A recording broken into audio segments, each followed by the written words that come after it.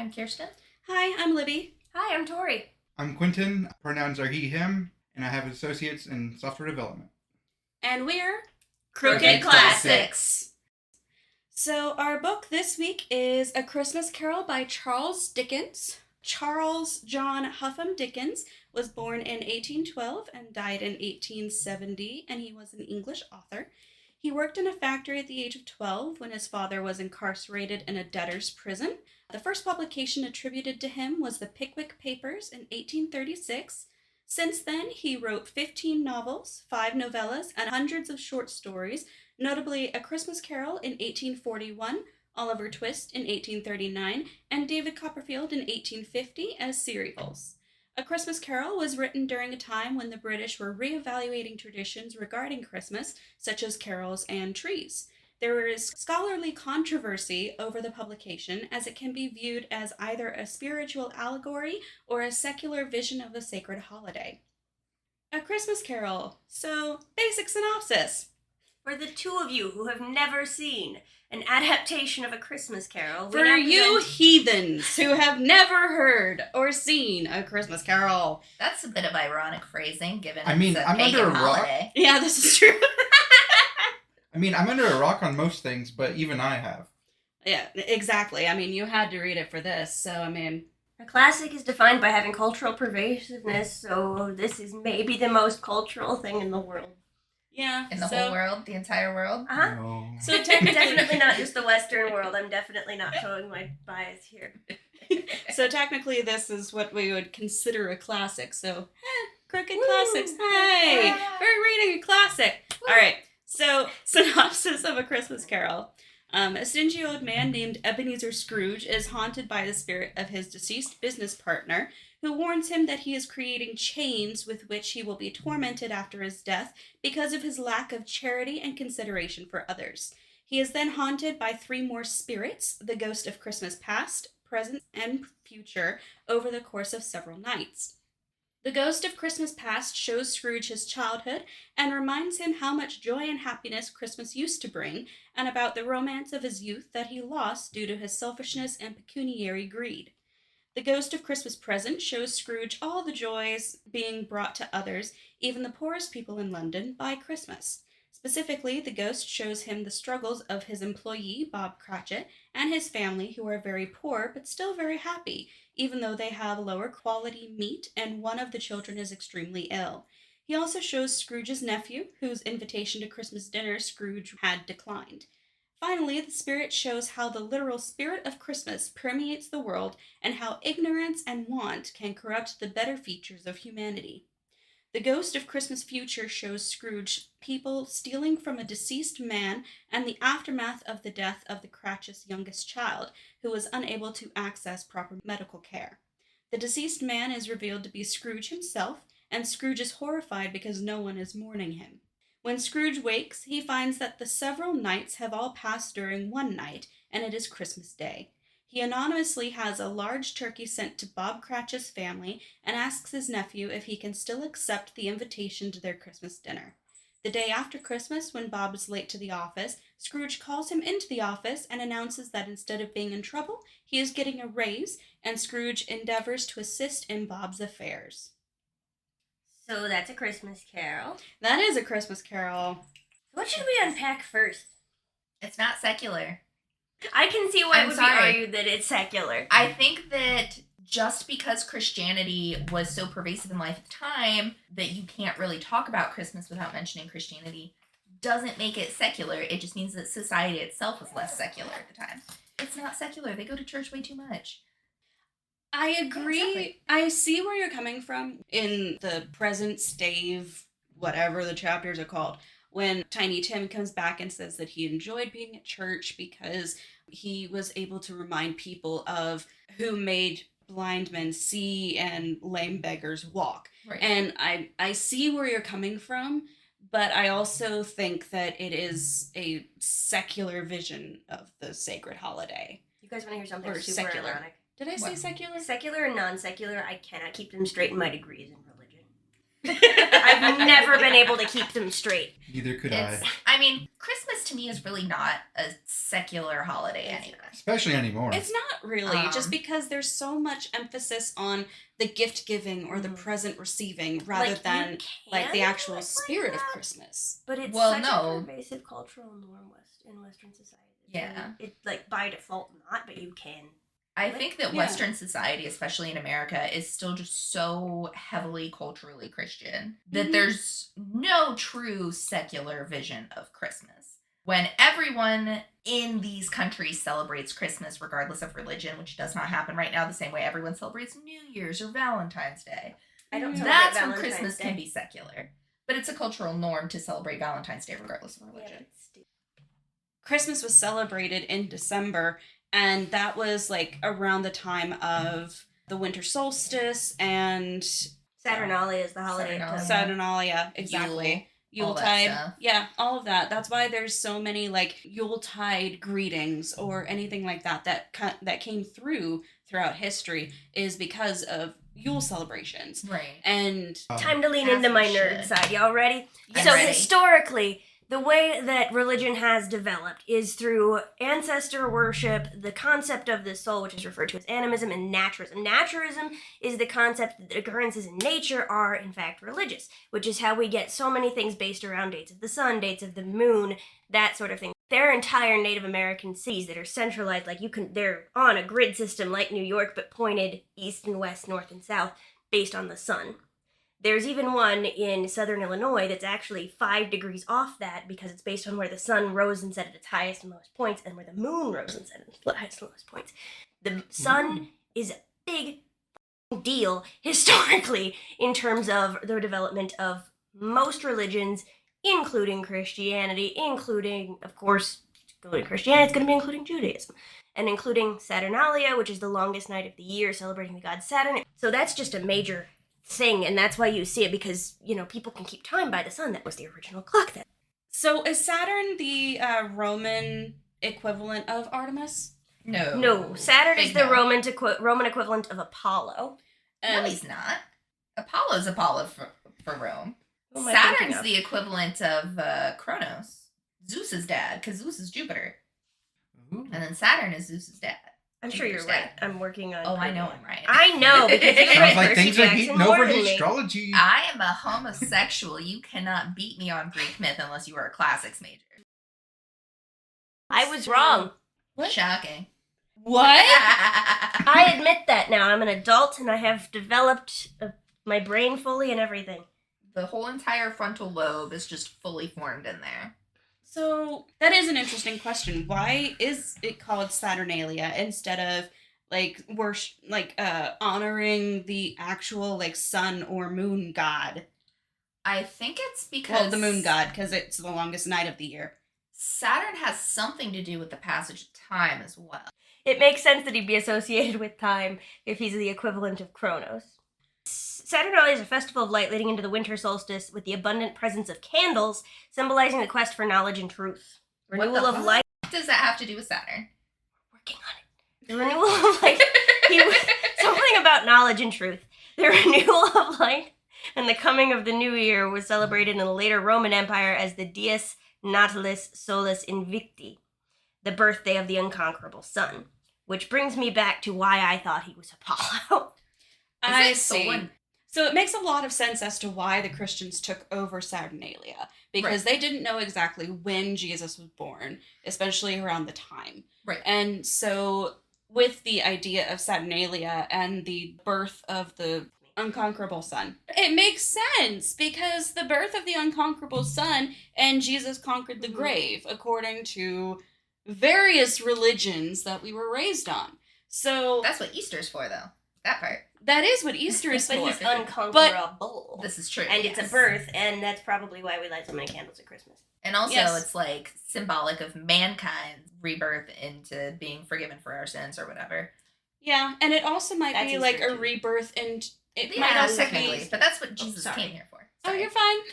That might also be a rebirth into like the new year. Because Right. that is the start of the church year. Is the Right. first day of the church year is Christmas. Yeah.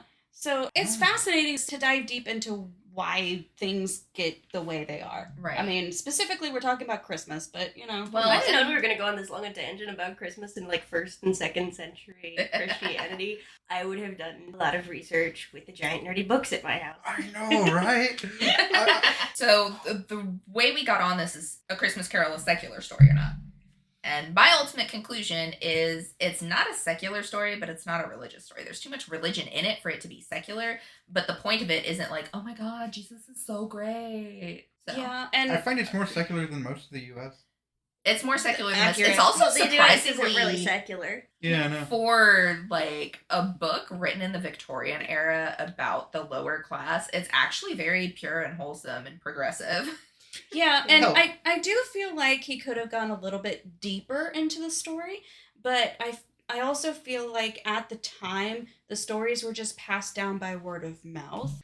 So, with how he wrote it all, it sort of comes across as like you're just talking anyway, which sort of leads itself to recitations, which is what we Yeah. think the majority of the stories were. Right, because the actual, like, as you read the story, you have all of these, what's the word for it? Is sequitur the word? Sequitur. Asides? Sequitur? Non Like- sequitur. Yeah. Non the, sequitur like, would mean that it didn't fit in with the stuff, though. no, it's all these sequiturs of, I'm telling you the story, Right. rather than... Marley was like, dead. It's very important you know that Marley was dead. yeah, he was dead as a doornail, and our... Why a doornail might be dead is beyond me. Coffin Exactly. nail would theoretically be deader. Exactly. But So if the Hamlet started with not Hamlet's father was dead, it wouldn't be weird that he was there.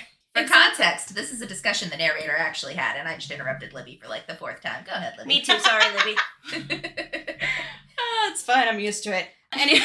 I try to not contribute to that problem, but I am the youngest child.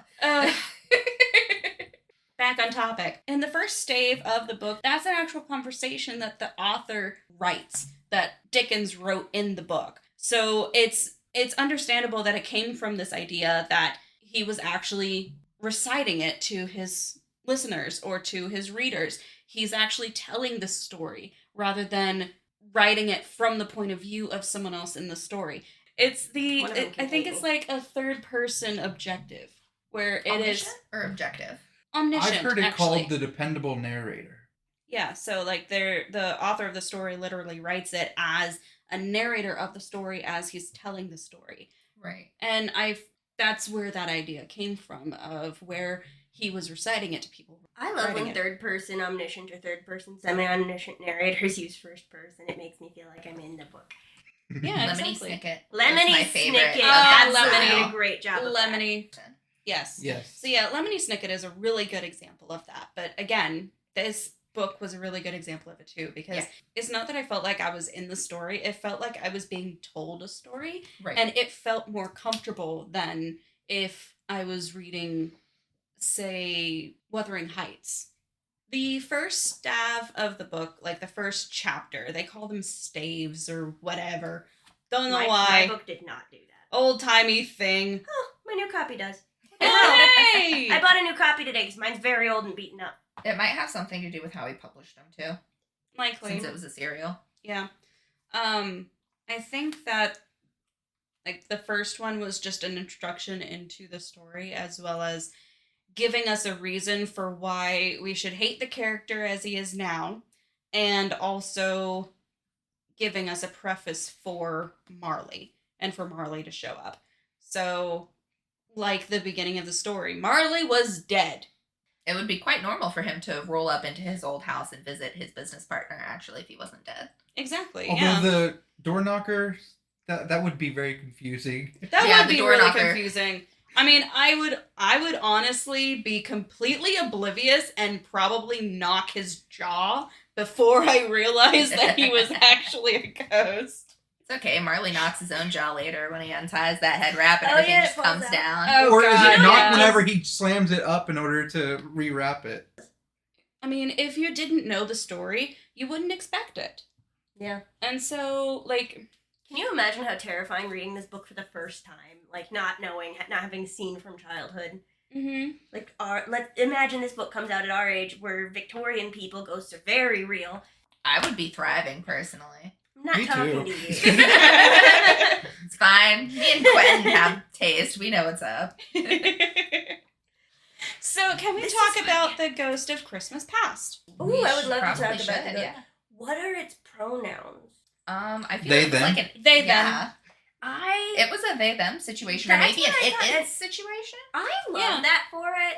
It's almost like a biblical angel, honestly, is what I Yeah, got it from does. the description. Yeah. It's bordering on that, Which- but like palatable to the Victorian taste and Right. ours. Which biblical angels, depending on which Bible you reference, they look completely different. The real Bible.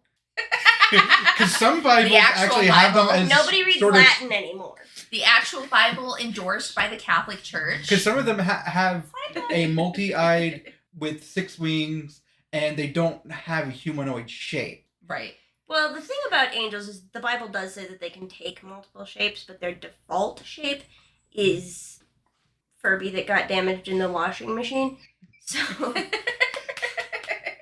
With the definition of the biblical angels as Quentin has expressed, that falls in line with the Ghost of Christmas Past, just because at the end of the section, right before Scrooge. What am I talking about? When He's Scrooge, dead. I know, These 7 Marley's years. dead. We already talked about Dead as how a doornail. Marley was dead, And then- that's why it's so Not a awesome that he coffin. visited anyway. and then he comes back, and he is like a bad lobster in a cellar. okay, we have to talk about that line though. There's a line, and it's for the first ghost, right? The Ghost Yeah. of Christmas Past. No, it's for No, Marley's it's for ghost, Marley. Yeah. Oh, Marley's ghost is described as looking like a bad lobster in a dark cellar. You can guess how much Googling resulted from that line. It was really just one Google. Why do lobsters glow in the dark? I told them to get. Well, also, so the main point of it is that old lobsters give off a bioluminescence. Right. The primary bacteria that eats them gives off a luminescence. And Exactly. apparently that was common knowledge in 1843, at least our buddy Chazz Dix thought so. Yeah, so the point is that the bacteria that eats the lobster, when it goes bad, gives off a bioluminescence. And that was to give everyone the idea of how Marley looked at that time. Because he's dead. He's a ghost. So how are ghosts supposed to look? They give off that luminescent Is sheen. it bioluminescent if they're dead? Well, No. the bacteria are alive. It's mortoluminescent. Well, the bacteria for the lobster is alive. Yeah, but but the Marley's ghost is dead, not. so it's just a luminescence. Yeah, Marley's just glowing a little. He's Well- illuminating. You might say he's a little enlightened as well. What did you You might say he's a little enlightened as well. say? So, the Ghost of Christmas Past, it makes sense that they are a literal biblical angel, just because the description of the biblical angel says that they have multiple forms, they can appear in any form you want. And then at the end of the section with the Ghost of Christmas Past, the ghost itself looks like all of the images of the people that they encountered during the time with the ghost. Like superimposed over each other? Yeah, exactly. It looked like I all. actually It looked really like all the of those people description at they once. used for before it at the beginning. Okay. That it looks like an old man viewed through some effect that makes him look like a young child. Like all gray-haired and withered and stuff, but at the same time, like, no wrinkles. And A child. yeah. But then Really short, really long arms. what I meant was at the end of it, Scrooge looked back at Ghost, and it looked like all the people that they had already encountered. And so it looked like Fezziwig, it looked like Belle, it looked like his sister, it looked like everybody. The Fezziwigs had very Morticia and Gomez Adams vibes, by the way. They did! Cottage core Adams family up in the Fezzik household. Yeah, the Fezziwigs just give off that. It's very believable that they had children. Yes! Yes! Because as Dickens so lovingly put it, she deserved to be his partner in every sense of the word. Way to make that sexual, Kirsten. Look, I just think Mr. Fezziwig deserves to get some. He's a nice guy. This is true. Nice, an actual nice guy. Don't get any ideas. Should we talk about the women in this book, though? Because they're like Okay. all props. They are. They're They plot are. devices. Yeah. And he's doing that men writing women thing where he's like, she had hair. I wanted to touch it. He also wanted to sniff it. I'm pretty sure that came Yeah, up once. he said he wished he could be allowed the liberty of a child with the wisdom of a man, and I was like, back, foul beast. Like, Get thee behind me, Satan.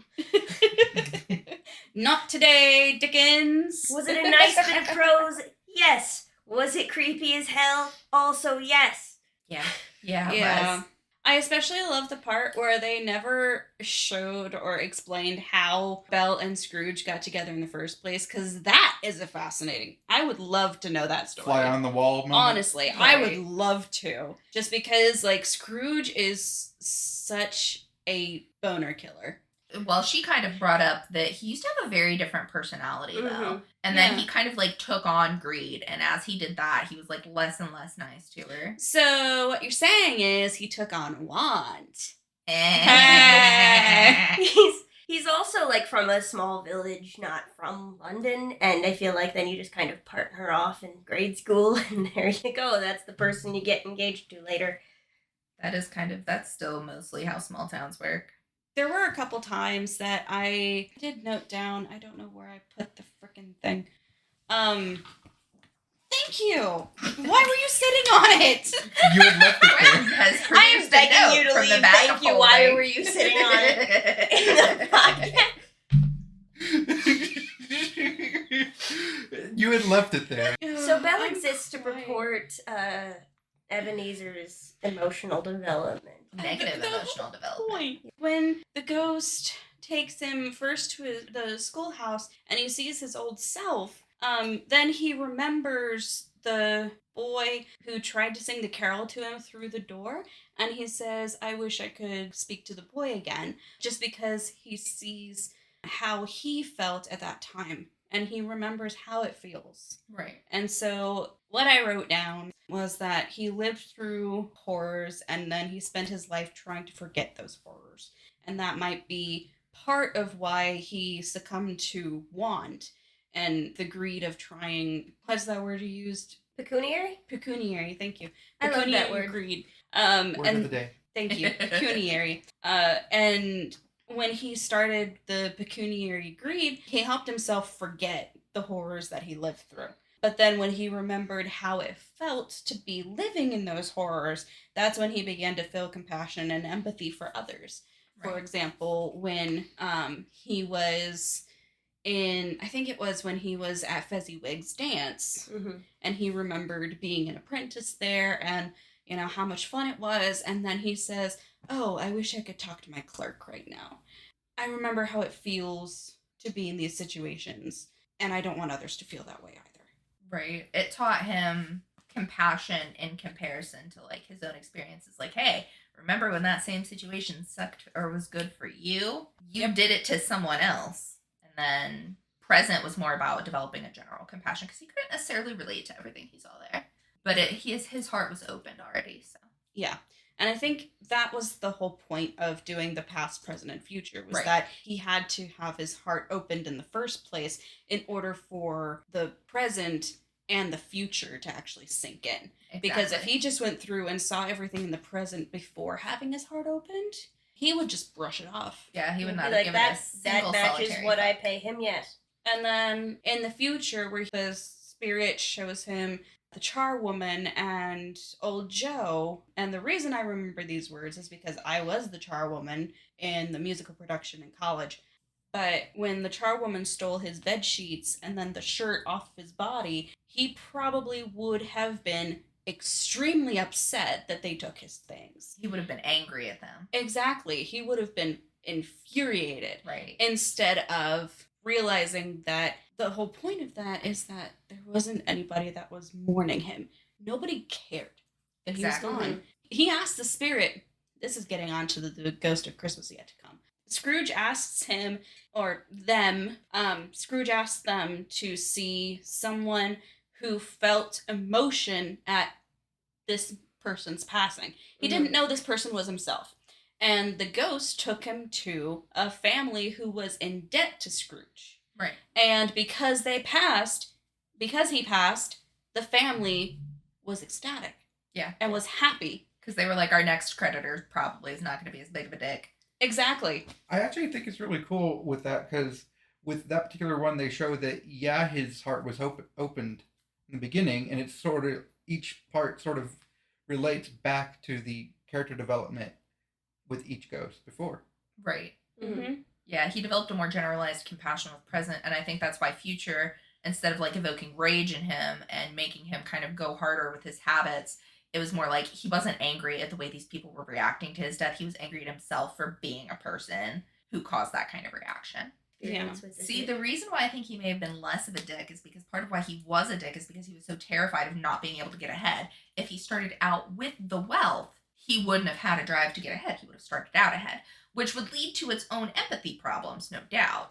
But he would have at least been a different kind of asshole. Recently read an article on that.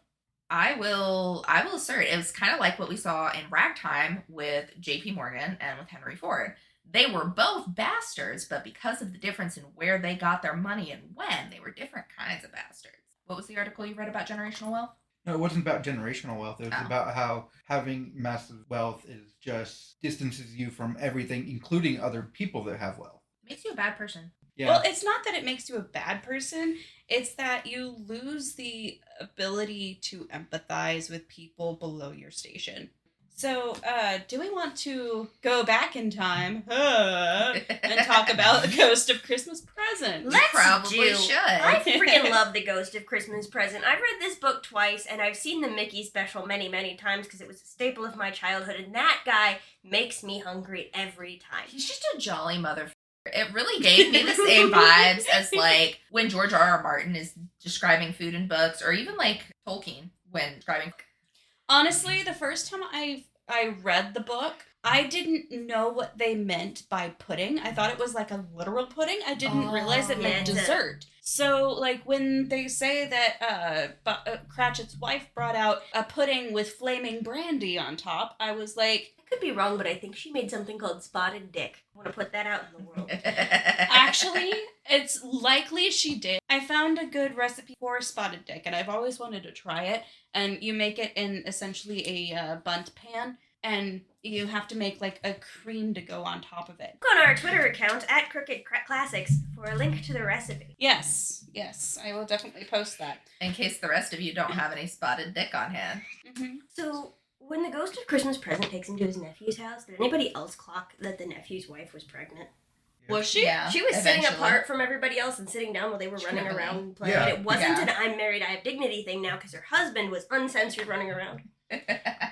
Homegirl was pregnant, but she was pregnant in the Victorian era, which means you cannot say it out loud. Right, you could tell she was mostly on like rest and Yes, kind of and, treated as being in a delicate way. and at the end, Scrooge like bursts into the home and he's like, "Can I stay for Christmas dinner?" And then he's like, "Oh, I wouldn't have done that if I had remembered she was here." Yeah. Can't be startling her delicate pregnant lady sensibilities. Yes. Like, I 'Cause, might not you have know. clocked that if I hadn't read so much other Victorian era literature, but It took me Definitely a clocked. minute. I had to think about why she Honestly, would be doing that. I didn't even register that would be a thing until you said so. Otherwise, the entire time I was reading it, I was just like, yeah, that's probably me in the corner. That's me in the corner. That's me in the spotlight. Losing my religion. But I was just thinking that it's like me in the corner. I absolutely hated, like, getting up and running around and, like, playing and shit. I still hate doing it, to be honest with you. So, like, when I was a kid, I just wanted to read my books on the playground. I absolutely hated. When I was a kid, we like had to go to recess, I would take like a book onto the playground, and if I wasn't on the swings, I was reading my book. I love. What is it about introverts and swings? It's so nice. It's so great. nice. It's the only Honestly, seat on the playground. Yeah, Fred's wife is pregnant. yeah. Can I just say, like, they were all clowning so hard on Scrooge, but then when he showed up in this sequence, they were like, "Hell yeah, Uncle Scrooge, let's party, bro!" Like, they're all just such good, wholesome youths. I agree. They at least make sure he's not there when they are clowning. Well, even when they were clowning around, they were just having a It was good. like, I'm yeah. gonna keep They were having a inviting good him. He's time, not and gonna then- like that. Yeah, and honestly, I absolutely love Fred because he said that he was going to offer it to Scrooge every year. Mhm. Even if Scrooge keeps refusing and rebuffing, he's going to keep offering because that offer will never die. Which is funny because in this timeline, he won't get a second chance. Like, Scrooge will be dead by next Christmas. Yeah, because that was what it was with the Ghost of Christmas Yet to Right, Come. it was the following. If Tiny Tim dies, Scrooge has to die too. But honestly, I feel like the Ghost of Christmas Present is just so much fun.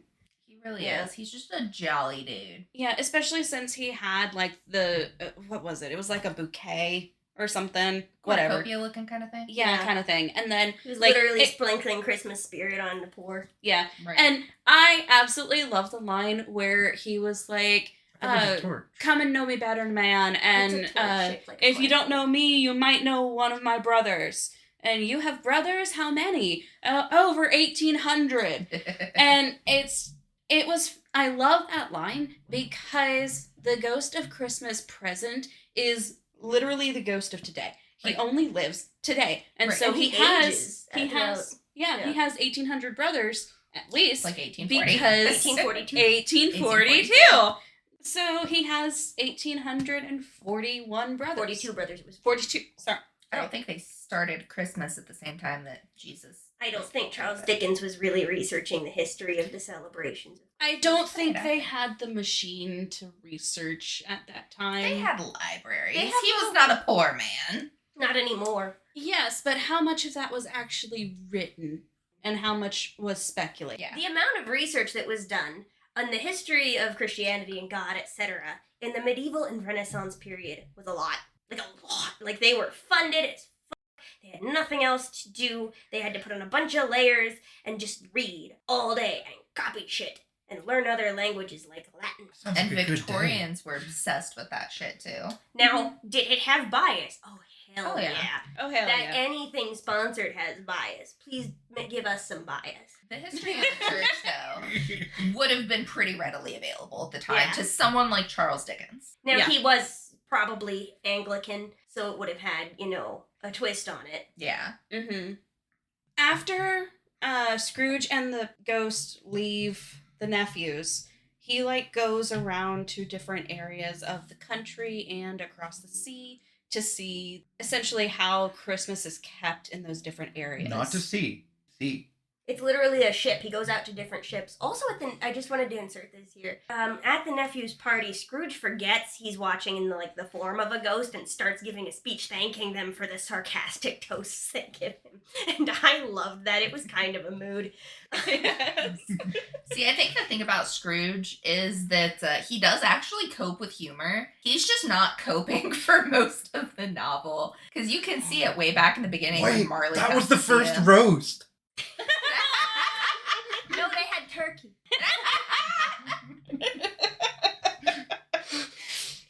We're really funny. Y'all should listen to our podcast. Really should. We were Yeah, going they went out to sea. They went out to sea and Yes. saw on different ships how they were toasting, even though, it's the middle of the sea. They had to keep very careful track of days or, Mhm. the sun, which was a thing.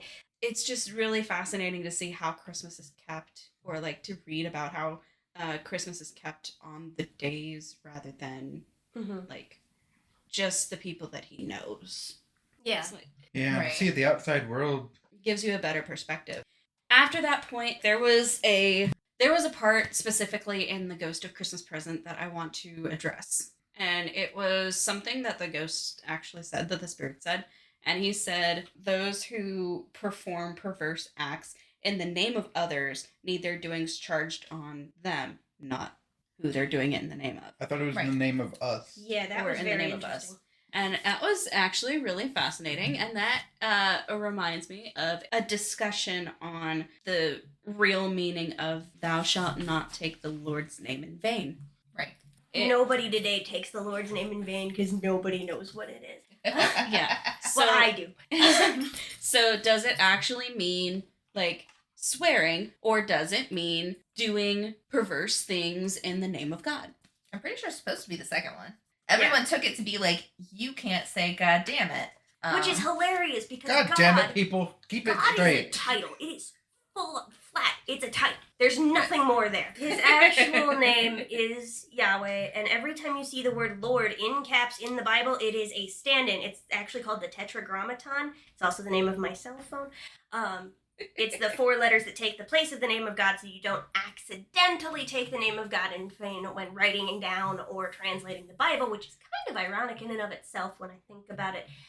We unlocked my nerd. I'll stop now. Please don't, actually. This is actually really good. I mean, that was relevant. pretty much it. The yoistic thing, like when you say God, you're not even like using the substitute. But now we know. That's the important part. Yeah, It's called the Tetragrammaton. I once had a debate with my uncle whether it was called Tetragrammaton or Pentateuch, and I was like, listen, man, I have so much respect for you, but Pentateuch means 5 books. That's the 5 books of Moses. Tetragrammaton means 4 letters. It's the 4 letters used to replace the yoistic inserts. So yeah, one is 4 and one is 5. Those are pretty self-explanatory. So does that mean in the context that you were? So does that mean that they expected that whenever people were writing in the book and everything, that they might accidentally misspell it and then get pissed off and say, "The God damn it," and then say the actual No, they word? wrote it that way so that they would not risk actually using it, so that the possibility of using it in vain was completely eliminated. There's also a lot of, like, we all know that when the Bible is translated, there is some bias based on the cultural context, but some of it is in Catholicism, especially old-timey Catholicism. You can't say Mary without saying, like, the Blessed Virgin or whatever it is. So there were a lot of inserts of stuff like that to avoid being sacrilegious in that way as well. Mm-hmm. Final thoughts on A Christmas Carol? It was super good. It's a really good book. Even if you've seen an adaptation and don't think you need to read it, the book is an absolute delight, and you should read it. Honestly, I would recommend the audiobook. It is narrated by Tim Curry. Just the one I found. I would have absolutely done an audiobook for Tim Curry. So it's a really good book. Mm-hmm. The audiobook was read by Tim Curry. And it's available on Audible. It is a really good book, and it's also a really short read. I finished it in about 2 hours, so it's not that long, and it's one of the better books that I've read. I'm a much, much slower reader. I was reading other things in between, so it took me 2 days, but again, I was doing other things. I wasn't just reading. Yeah. It's if you want to get well read by reading short books, read A Christmas Carol. It's very quick. And it's seasonal. It is seasonal. An audiobook's about 3.5 hours. It goes hard as fuck. Mm-hmm. Pulls no punches with the spookiness. Yes. It's not scary, but that might be because of who I am as a person. Yeah. It's not scary because we've all seen an adaptation of it. Mm-hmm. It would be very, very scary if you have not. Don't read it in the dark. Yeah, no. Or if you do read it in the dark, make sure you have a bad lobster nearby. For comparison. I really liked the design of the Ghost of Christmas Yet to Come. Oh, the essentially looking like a Grim Reaper. Yeah. I looked up an article online and they were like, he's not the Grim Reaper. And I was like, okay, he's a guy in a long black cloak with a skeleton-like hand. He just doesn't have a scythe. That's your argument? Yes. Skeleton-like, I think they were sort of trying to go for, like, you know, like really malnourished. Emaciated, yeah. No, it's definitely not skeleton because it says skeleton-like. Yeah, but honestly, it would make sense to me that he is the Grim Reaper just because we had the death of Tiny Tim and the death of Scrooge. Actually, So, it could be. It might be the bringer of death. I guess you could say he had a very grim future. Yeah. That was the future Scrooge. After dying. I So like that. It's definitely not an accident that the Ghost of Christmas Yet to Come has a lot of parallels with death, but I definitely am going to go with Quentin's theory that it is future. Yeah, because that makes a lot of sense, especially since he can't really talk. Vain people will haunt themselves. Yes. In every scene that he was able to show, he's a spirit because he died already. Yeah. Yeah. It makes sense? Yeah. So our next episode, we're going to do Romeo and Juliet, which premiered in London, of course, in 1597 and was written by William Shakespeare. I know you're all shocked to hear. Shakespeare! Billy Shakes, my homie. So, since this is our Christmas episode, I feel like we should end it by saying Merry Christmas and or Happy Holidays. And this has been Crooked Classics with A Christmas Carol, and we will see you all next time. Come read with us. Come read with As us. Tiny Tim said, God bless us, everyone.